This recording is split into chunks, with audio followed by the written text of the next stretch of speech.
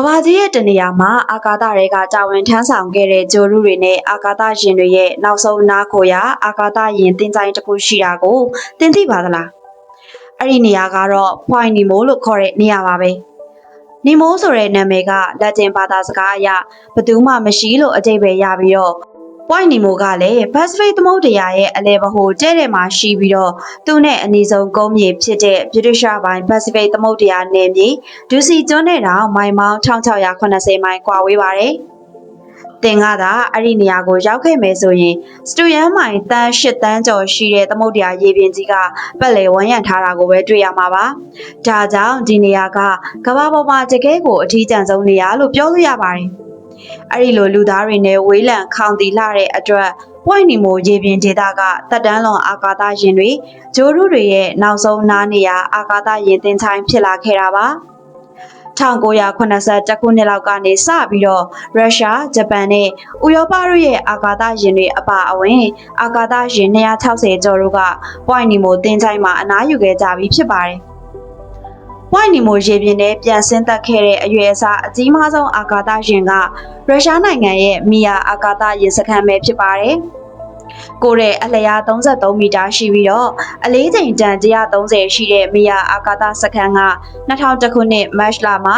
ကမ္ဘာလေထုလွှာတွေကိုပြန်ဝင်လာခဲ့ပြီးတော့ Point Nemo မှာဆင်းသက်အနားယူနိုင်ခဲ့ပါတယ်။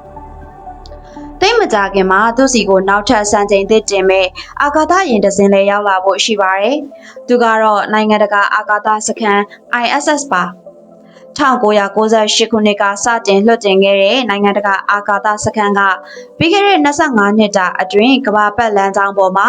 လူသားတွေနေထိုင်နိုင်တဲ့တခုတည်းသောနေရာပဲဖြစ်ပါတယ်။ကမ္ဘာပတ်လမ်းပေါ်မှာတစ်စက္ကန့်ကို9.66ကီလိုမီတာအမြန်နှုန်းနဲ့ပြန်တန်းနေပြီးတော့ကမ္ဘာကြိုကိုနေညမပြတ်စီးမိုးစောင့်ကြည့်ရတဲ့တာဝန်ကိုသူကထမ်းဆောင်ခဲ့ရပါတယ်။လာမယ့်9နှစ်2030ပြည့်နှစ်မှာတော့ NASA အဖွဲ့က SpaceX ကုမ္ပဏီရဲ့ Dragon အာကာသယာဉ်တစ်စင်းရဲ့အကူအညီနဲ့နိုင်ငံတကာအာကာသစခန်းကိုကမ္ဘာပတ်လမ်းပေါ်ကနေဆွဲထုတ်မှာပဲဖြစ်ပါတယ်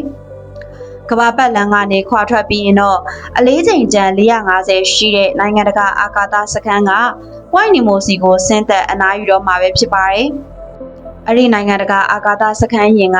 ကမ္ဘာလေထုလွှာတွေကိုပြန်ဝင်လာတဲ့အချိန်မှာတော့အစိတ်အပိုင်းတော်တော်များများကလောင်ကျွမ်းပြောက်ကွယ်သွားမှာဖြစ်ပြီးတော့အမားတဲ့အစိတ်အပိုင်းတချို့ကတော့ပေ13000နဲ့ရှိုင်းတဲ့ Point Nemo ရေပြင်ထဲကိုကြာရောက်လာမှာပဲဖြစ်ပါတယ်။အဲ့ဒီနောက်မှာတော့သူက Point Nemo စီပြန်လဲဆင်းသက်အနားယူခဲ့တဲ့အကြီးဆုံးအာကာသစခန်းအဖြစ်စံချိန်သစ်တင်ပေးပါလိမ့်မယ်။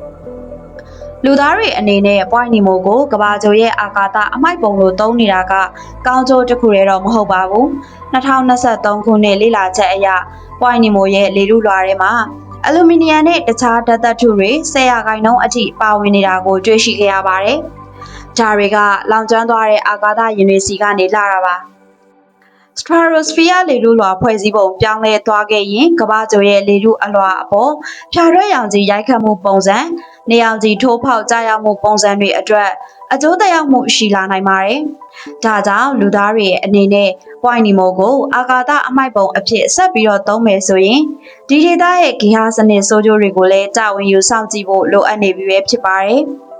နည်းပညာတွေတိုးတက်လာတာနဲ့အမျှအာကာသခရီးစဉ်တွေပိုများလာသလိုနောက်ွယ်ကနေကြံရိတ်ခဲ့မဲ့အမိုက်တွေနဲ့ဂေဟစနစ်အကြောင်းကိုလည်းမေ့ထားလို့မရပါဘူး။ Point Nemo ဆိုတာကလူသားတွေရဲ့အောင်မြင်မှုနဲ့အမိုက်တွေကြားတွေကသတိပေးချက်တစ်ခုပဲဖြစ်ပါတော့တယ်ရှင်။